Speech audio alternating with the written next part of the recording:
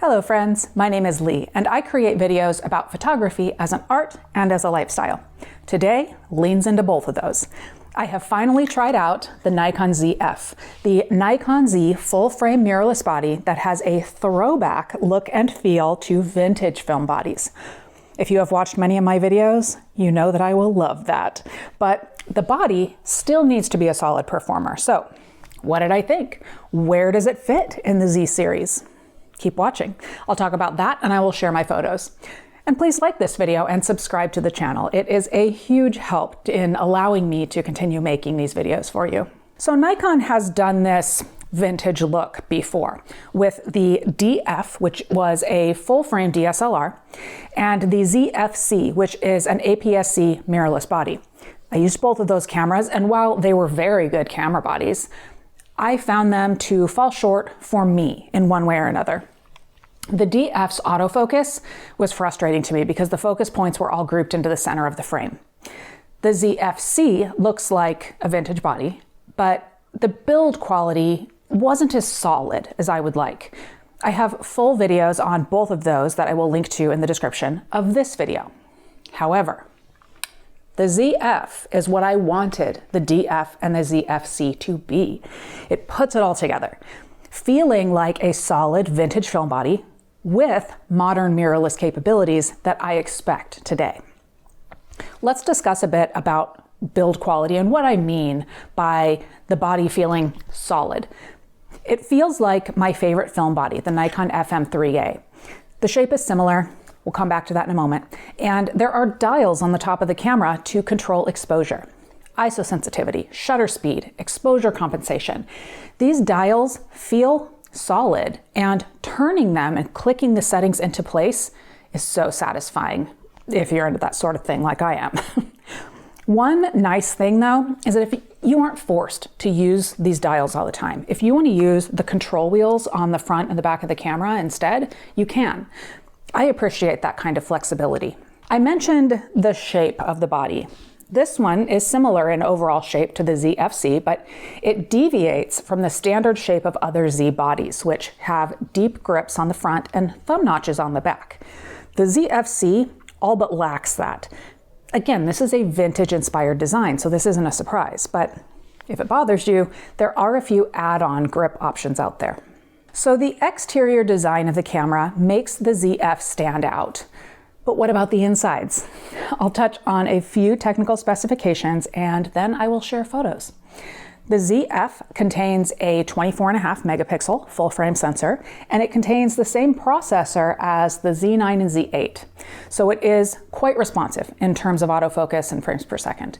You can shoot a continuous burst of up to 30 frames per second, using the electronic shutter, or 14 frames per second with the mechanical shutter. It even has pre-release capture, which is magical, and it can capture moments prior to you actually pressing the shutter release. These are features that I am surprised to see here. It all adds up to a camera that looks super cool, is fun to use, and also is stacked with features. Let me quickly show you how I set the camera up.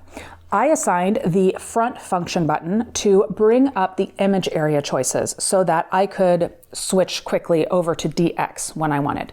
That's helpful for me when I'm shooting in JPEG only and I don't want to edit my images, and maybe I'm also using a prime lens.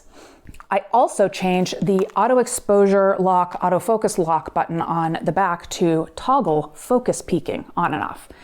I use that in combination with the plus and minus buttons on the back of the camera to make sure that the focus is spot on when I'm manually focusing. And I did that. Again, I will show you photos and the setup I used in just a minute. Okay, first outing was up the summer gondola at Snow Bowl Ski Resort in Flagstaff, Arizona. I was using the OM system, OM5. In the description of this video, I will link to my video about the OM5 where you can see the photos that I captured with it on that trip. But Raymond chose to bring the Nikon ZF. I borrowed the camera with the 40mm f2 special edition vintage style lens, so he used that. It's a compact lens, which was nice for this trip up to 11,500 feet elevation. There is a panoramic view at the top, but The 40mm was a really nice focal length because Raymond was capturing some B-roll photos from me in that OM system video, and because the view really wasn't very interesting for photos with the sky being relatively empty of clouds. A wider field of view lens would have led to more boring photos. And then I took this same setup to an evening into the night at the Desert Botanical Garden in Phoenix, Arizona. I was so excited to see this lighting installation. It's called Light Bloom, and it was just extended. So if you are in the Phoenix area anytime in the next couple of months, I highly recommend checking it out, especially since the weather right now in the valley is beautiful. Anyway, the 40mm is a good lens. I like the compact form factor, the image quality is good, but it doesn't match the build quality of the ZF. That being said, I enjoyed using it. I would absolutely use it if I owned this kit. It's simply worth noting so that you know what you're getting. Incidentally, there is a 28mm f2.8 special edition lens too, and they are both well priced. In the case of the 40mm f2, I was able to shoot at f2 in the dark and lean on the in-body image stabilization in the ZF to slow down my shutter speed and keep my ISO sensitivity relatively low. One of the big promises of the Z system was that you would be able to use nearly the entire catalog of f-mount lenses from Nikon's extensive history. So, if you have a big collection of f-mount lenses, you can use them on the Z-mount bodies with autofocus with the FTZ adapter. That being said, the vintage inspired ZF begs for a vintage f-mount lens. So during my last outing with the camera, I used it with my 50mm f1.2 AIS manual focus lens with the FTZ2 adapter. This was a delight. It felt right. But adapting the f-mount lens to a Z-mount body, it does require a chunky adapter, so it isn't the most sleek, but I would rather have the capability than not, so I was happy to take it into the Sonoran Desert for a sunrise hike. I shot in JPEG during this outing and set the camera to one of my favorite picture controls. You have a handful of standard picture control options, but then you also have 20 creative options, which emulate different looks. I used somber, which gives you a film-like look. It seemed to be fitting when using this vintage lens and manual focus. Anyway, this setup was wonderful. It was a match in terms of quality. Of course, you can use all of the Z-mount lenses on this, including those from independent lens manufacturers.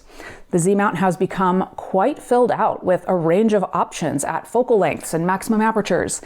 I have a ridiculous number of lenses that I could use on the ZF. Now, who might want this? And where does it fit into the Z system?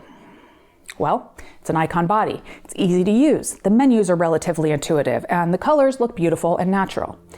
If you have used a Nikon DSLR and you're ready to switch to the mirrorless Z system, you will be at home with this camera. If you use other Nikon Z bodies, you'll also already be comfortable with everything here. If you like the vintage look and feel, this is absolutely the Z body for you. I mean, the ZFC is pretty cool, but I'm just personally blown away by the ZF. If I were starting from scratch with the Z system, I would purchase this and the Z8 and the Z52. Alas, I already own the Z7 and the Z9, and most recently the Z52, all of which I've had since they launched, and all of which are great bodies. Even the Z7, which was one of the original Z bodies. You know, as a side note, cameras are getting so good. It's wild. And I'm finding myself connecting with more cameras as I'm borrowing them from the different brands. It's almost difficult to not enjoy most cameras that are introduced these days. There are simply so few drawbacks to any of the cameras being introduced. I'm going to end this here though. I could certainly talk about other features, and I'd love to continue to use the camera, but I do have to send it back. To those of you that chose the ZF, what drew you to it? Is there anything that I didn't talk about that you were excited to see? And what do you think of it now that you're using it? Let us all know in the comments. Thank you to Nikon for allowing me to try this out.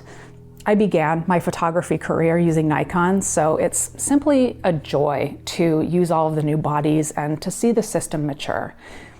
I have used all of the Z bodies and a ton of Z mount lenses, so I will link to a playlist in the description of this video with a bunch of videos on Z mount gear.